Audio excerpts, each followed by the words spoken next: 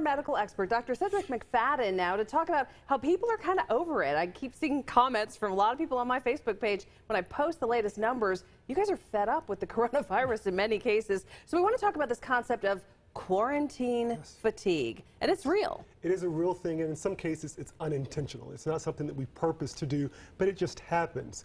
It's a general exhaustion.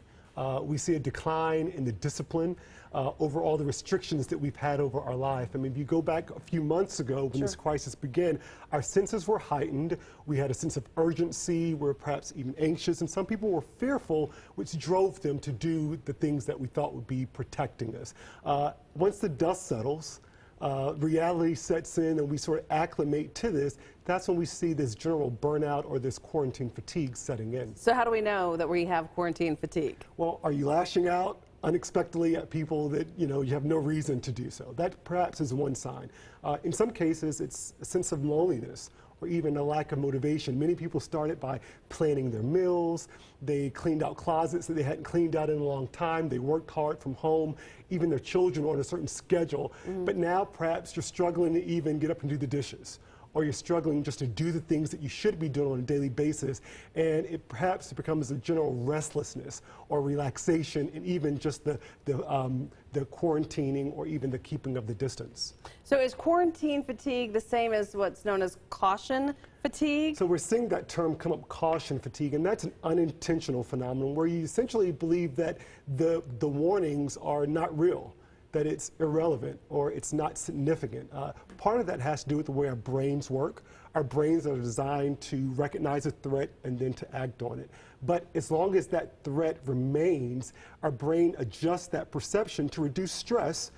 In some cases where you ignore it, the warning signs. It's like if you had a fire alarm that went off now, we'd all react to it. But if that fire alarm went off for over a week, kept going off, at some point you begin to ignore it. And again, that's perhaps unintentional, but that's exactly what we're seeing setting in. Or you yank the battery out and throw it away. Yank the battery out. Get a new one. All right, let's talk about this. What do we do to fight the fatigue, to stay sort of on our game and aware and doing the smart things, but also not getting burned out? So the first thing we have to recognize is just because you've not gotten sick yet doesn't mean you won't get sick. And so we all have to remember that this is still a very much real risk and very much a real danger, okay?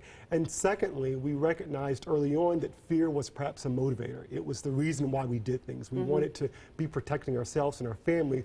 But that inspiration doesn't last very long, so we have to find new sources of inspiration. Perhaps it's short-term things. Perhaps it's, if we all stay safe, we'll perhaps get to spend Christmas together, and figure out ways in which we can re-engage that motivation. And we've said it over and over, and it bears repeating, take care of your mental and your physical health. Exercise, sleep well, eat well, and try to reduce stress as much as possible. Does caution fatigue play into the reluctance for some people to wear masks? It plays into it, and a lot of it plays into the fear that I've not seen anybody who's been sick. I don't know anybody. I don't know anybody. And perhaps this is just sort of out there, but this doesn't affect me in my circle, and which is going to be very dangerous, especially where we are right now.